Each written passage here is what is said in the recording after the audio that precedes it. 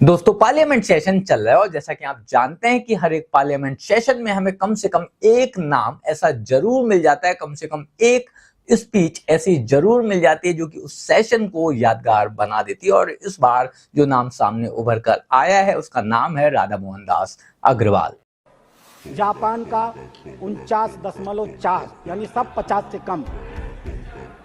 Australia का तू जाके बलिया को बिहार के मुख्यमंत्री कहने बोले बाटा झेला था वो उनके बेईमानन के, लालू यादव के और तेजस्वी के।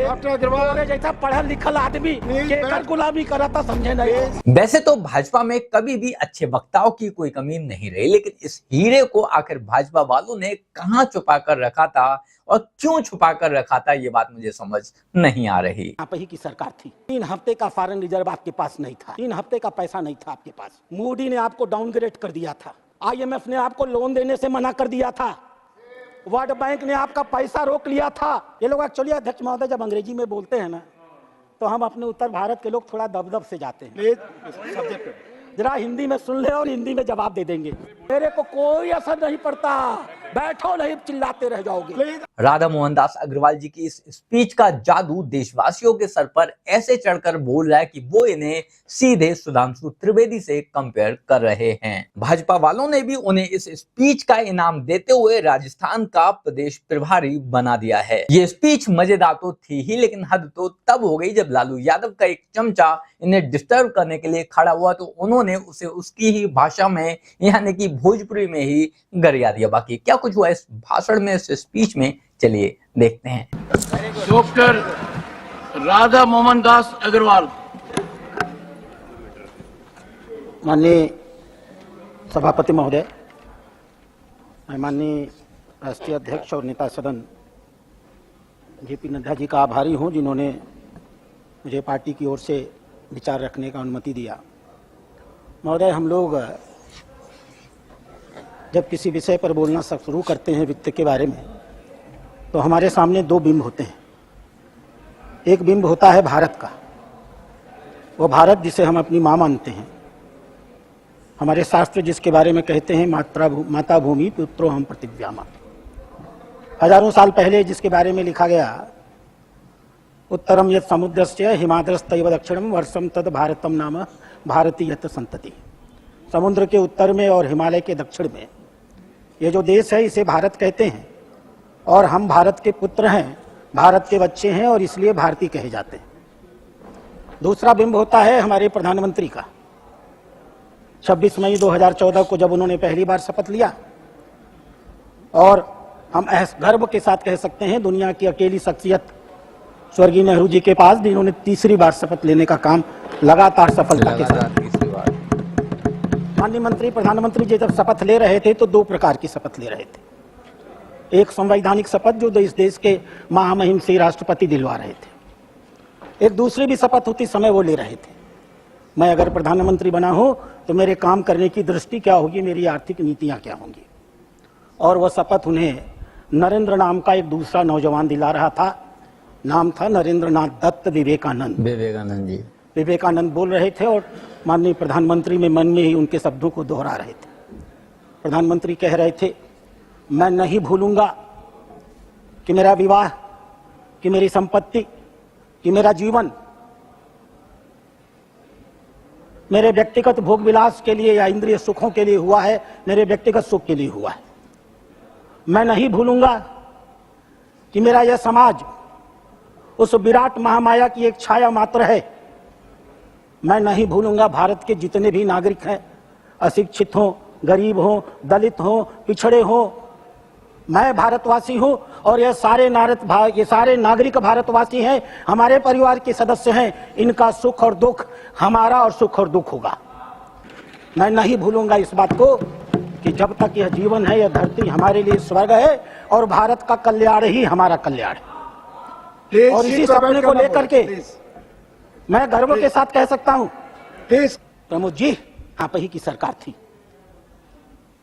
3 हफ्ते का फॉरेन रिजर्व आपके पास नहीं था, 3 हफ्ते का पैसा नहीं था आपके पास। यहाँ पे उसने डिस्टर्ब करना शुरू किया। मोदी ने आपको डाउनग्रेड कर दिया था, IMF ने आपको लोन देने से मना कर दिया था, वर्ल्ड बैंक ने आपका पैसा रोक लिया था। आपके पास पूरी की पूरी व्यवस्था फेल कर रही थी। आप मजबूर हुए, आपने 2 बार 1 जुलाई और 3 जुलाई को भारत की मुद्रा का अवमूल्यन किया और सबसे घटिया काम किया, सोना गिरवी रखा तो रखा। अगर आपका दिल साफ था तो खुलेआम सामने रखते। चोरी से सोना गिरवी रखने का काम दुनिया की किसी सरकार ने किया तो भारत सरकार ने किया। और भारत का 67% टन सोना इन लोगों ने 2 बार, एक बार 20 टन सोना, एक बार 43 टन सोना। मेरे को कोई असर नहीं पड़ता, बैठो नहीं चिल्लाते रह जाओगे। एक बार 20 टन सोना और एक बार 67 किलो सोना इन लोगों ने गिरवी रखा, रात के अंधेरे में रखा। हुआ क्या अध्यक्ष महोदय, एक बहुत नामी पत्रकार है शंकर अय्यर, वो बेचारे एयरपोर्ट गए थे किसी काम से। उन्होंने देखा कि एक ट्रक का पहिया फट गया तो वो देखने पहुंचे, पता चला कि उसके अंदर सोना भरा हुआ है। और तब जाकर के दूसरे दिन खबर छपी कि भारत ने अपने 142 करोड़ नागरिक जिनकी चर्चा कर रहे हैं ना, उनसे छिपा करके भारत का सोना गिरवी रख दिया। और हम गर्व के साथ कह सकते हैं हमारे पास एक प्रधानमंत्री है, चुनाव की गहमा गहमी में छिप गया। 31 मई 2024 को हमारे मोदी जी के नेतृत्व में इस देश ने अपना 100 किलो टन सोना भारत में वापस मंगवाया है और भारत के खजानों में रखा गया है। और अध्यक्ष महोदय, इनके कार्यकाल में सीएडी करंट अकाउंट डेफिसिट 4.5% था। हम गर्व के साथ कह सकते हैं हमारी वित्त मंत्री ने कल बजट प्रस्तुत किया और हमारा सीएडी 4.5% से घट करके 0.7% पर आ गया है। एक और आंकड़ा ये लोग निकलवाते हैं अध्यक्ष महोदय, वित्त मंत्री है ना, ये भूल गए होंगे, याद करा देना जरूरी है, याद करा देना जरूरी है इनको अध्यक्ष महोदय। हाँ, अपने जमाने का सब याद रहता था, लंबे लंबे ये लोग। एक्चुअली अध्यक्ष महोदय जब अंग्रेजी में बोलते हैं ना तो हम अपने उत्तर भारत के लोग थोड़ा दबदब से जाते हैं। जरा हिंदी में सुन ले और हिंदी में जवाब दे देंगे। आरबीआई ने कैलकुलेशन किया, हम तो डेली उनके ना भाई मनोज झा के, उनके देवेक पड़ी करंट सिचुएशन इंडेक्स, भारत का करंट सिचुएशन इंडेक्स जो रोजगार के आधार पर बनता है, आर्थिक परिस्थितियों के आधार पर बनता है, मूल्य के आधार पर बनता है, आय के आधार पर बनता है और नागरिक के खर्च करने की क्षमता के आधार पर बनता है। 100 के मुकाबले इसका मूल्य है 97.1%। और 1 साल बाद भारत की आर्थिक व्यवस्था कैसी होगी, इन विशेषज्ञों के मन में आज से आने वाले 1 साल के बाद भारत आर्थिक रूप से कैसा मजबूत होगा, उसके लिए वो लोग निकालते हैं फ्यूचर एक्सपेक्टेशन इंडेक्स। और अध्यक्ष महोदय, 100 के इंडेक्स में भारत का मूल्य 124.7% है। ये गरीबी की बात कर रहे थे अध्यक्ष महोदय। ये वर्ल्ड बैंक एक जमाने में गुलामी करते थे ना, उसी के इशारे पर नाचा करते थे ना।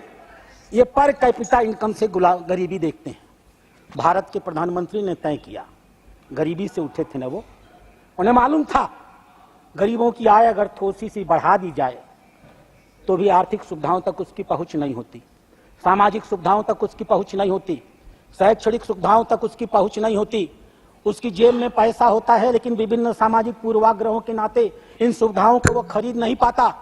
इसलिए आपने गौर किया होगा, माननीय प्रधानमंत्री ने गरीबों के अमीर बनने का इंतजार नहीं किया, उनकी जेब में पैसा आएगा तब वो ये सुविधा पाएंगे, इसका इंतजार नहीं किया।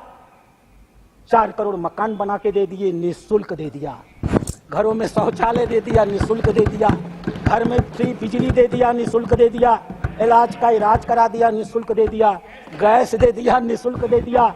और फिर आय बढ़ा करके 80,000 से बढ़ा करके 86,000 से बढ़ा करके अध्यक्ष महोदय 2,12,000 कर दिया। मैं समाप्त कर रहा हूँ।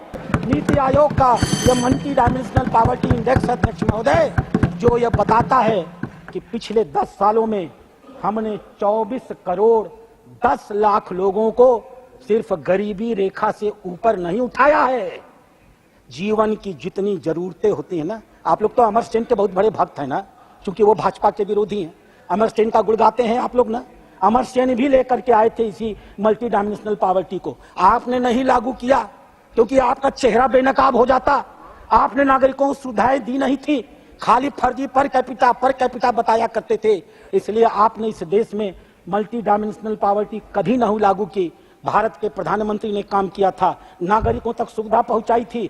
चुनौती के साथ उन्होंने कहा जब तक एक एक नागरिक के चेहरे पर खुशी नहीं आएगी, गांधी जी का वो सपना पूरा नहीं होगा कि जब तुम नीतियां बनाते हो तो यह देखो कि तुम्हारी नीतियों से गरीबों के आंसू साफ होते हैं या नहीं। हम गर्व के साथ कह सकते हैं पिछले 10 सालों में हमने 24 करोड़ 10 लाख नागरिकों के आंखों से आंसू पूछे। अध्यक्ष महोदय, मैं अभी बहुत कुछ कहना चाहता था, थैंक यू। लेकिन आपने रोका है, इसलिए मैं रुक रहा हूँ। मौका दीजिएगा तो फिर अपनी बातें रखूंगा। धन्यवाद। ऑनेस्टली अगर मैं बताऊं तो आज मैंने इन्हें पहली बार सुना है और पहली बार में ही मैं इनका फैन बन गया। दूसरी बात ये भी है कि इससे पहले मैंने इन्हें ना तो देखा था ना ही सुना था, लेकिन अब मन करता है कि जो भी स्पीच इनकी आएगी वो कम से कम एक बार सुननी तो पड़ेगी ही, क्योंकि उसमें भी क्या पटाखा ये फोड़ दें कोई भी नहीं जानता। बाकी आप लोग इस बारे में क्या सोचते हैं कमेंट कर जरूर बताएं। बाकी इनकी स्पीच का कौन सा हिस्सा आपको सबसे ज्यादा अच्छा लगा ये भी जरूर बताएं। जल्द मिलते हैं किसी नए वीडियो में नए टॉपिक के साथ, तब तक गुड बाय, नमस्कार, जय हिंद।